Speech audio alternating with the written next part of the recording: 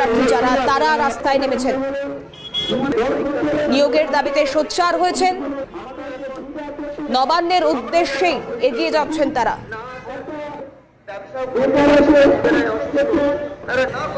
রেশমি সরাসরি আমাদের প্রতিনিধি সেই মিছিল থেকে রয়েছেন আমাদের সঙ্গে। রেশমি, নবান্ন অভিযান, আরো একবার চাকরি প্রার্থীরা তারা মাননীয়ার শরণাপন্ন হতে চাইছেন এবং সরকারের তরফ থেকে সদর্থক ভূমিকাও দেখতে চাইছেন। কি ছবি এই মুহূর্তে?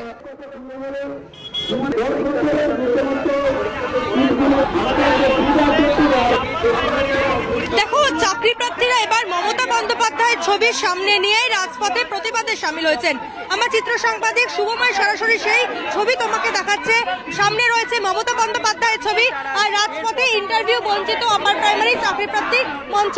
তাদের অভিযোগ যে তাদের 2014 সালে পরীক্ষা হয়েছিল, 2014 সালে নোটিফিকেশনে 2015তে পরীক্ষা, তারপর যে ইন্টারভিউর প্যানেল প্রকাশ হয়েছিল সেই প্যানেল একবার বাতিলও হয়েছিল, কিন্তু তারপর ভ্যাকেন্সি অর্থাৎ শূন্যপদ আপডেট করা হয়নি।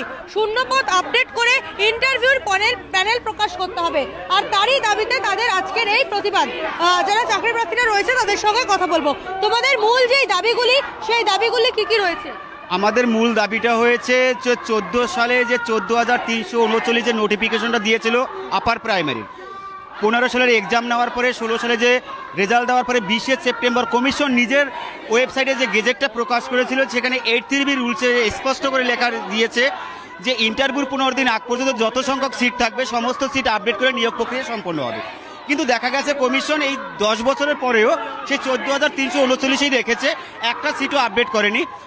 অথচ আমরা 10 বছরের ভিতরে আর কোনো পরীক্ষায় আমরা বসতে পারিনি, অতএব আমাদের বয়স শেষ হয়ে গেছে। আমাদের মূল দাবিটা হচ্ছে একটাই, যে ইন্টারভিউ মানে সিট আপডেট করে 8(3)B রুলসকে মান্যতা দিয়ে সিট আপডেট করে সমস্ত সিট আপডেট করে আমাদের ইন্টারভিউ নেওয়ার মাধ্যমে। 15 সালের পর আপার প্রাইমারি শিক্ষকের নিয়োগের পরীক্ষা হয়নি, সেক্ষেত্রে তো অনেক শূন্যপদ আরো হচ্ছে। তো আমাদের দাবিটা সেখানেই যে 10 বছরের যে 11 বছরের যে শূন্যপদগুলো তৈরি হয়েছে সেই শূন্যপদগুলো আপডেট করে, কারণ তার 8(3)B রুলসে সে উল্লেখ করে দিয়েছে যে ইন্টারভিউর 15 দিন আগ পর্যন্ত যত সংখ্যক সিট থাকবে সমস্ত সিট আপডেট করে সে নিয়োগ প্রক্রিয়া সম্পন্ন করবে। তাহলে কেন সে একটা সিট আপডেট করবে না? তাহলে এক সিট যদি আপডেট করা হয় তাহলে আমরা যারা টেট পাস ট্রেন বসে আছি প্রত্যেকে এখানে টেট পাস এবং ট্রেন হওয়া, নিয়োগের ক্ষেত্রে কি কোনো সদিচ্ছার অভাব? অবশ্যই সেখানে সদিচ্ছার অভাব যদি না হয়, আজকে 10 বছর পরে কমিশন কেন বলবে যে যে সিটটা আছে সেটা ফিউচার জেনারেশনের জন্য? একটা জেনারেশন তারা চাকরি পেলই না, তারা ইন্টারভিউ দিতে পারলো না, তারা পেলো না, তাদের বয়স শেষ হয়ে গেল, কমিশন বলছে যে ফিউচার জেনারেশন। এটা তো হতে পারে না। আমাদের দাবি যে এই প্রক্রিয়া সম্পন্ন করার পরে পরবর্তী। রেশমি, তারা তাদের দাবিতে এখনো পর্যন্ত অনড় রয়েছে রেশমি, এবং তুমি যে ছবি দেখাচ্ছ রীতিমতো মমতা বন্দ্যোপাধ্যায়ের কাট আউট নিয়ে তারা আজ পথে নেমেছেন।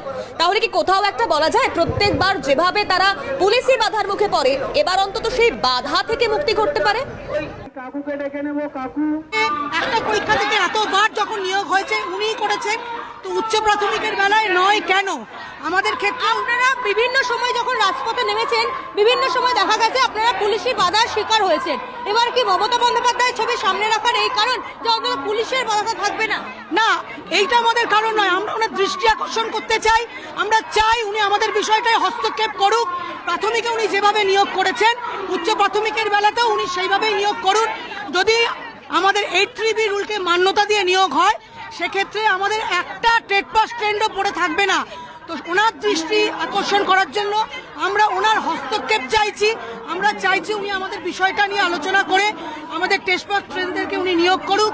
আমরা স্কুলে থাকি, আমরা পথে থাকতে চাই না।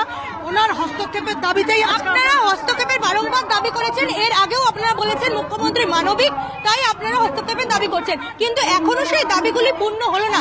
এখন কিভাবে দেখছেন বিষয়টা? আমাদের কাছে তো আর কোনো অপশনস নেই। 40 বছর হয়ে গেছে বহু মানুষের, তাদের কোনো আর চাকরি করার বয়সও নেই। সুতরাং আমাদের একটাই ইচ্ছা, উনি হস্তক্ষেপ করুক, আমাদের চাকরিটা হোক, কারণ উনি আমাদের রাজ্যে। একবারে রেশমি, আপাতত ধন্যবাদ জানাবো। মাননীয়ার হস্তক্ষেপ দাবি করছেন তারা, কিন্তু এই মিছিল নবান্নমুখী অভিযান তাদের কত দূর তারা এগিয়ে নিয়ে যেতে পারেন সেদিকেও নজর থাকবে।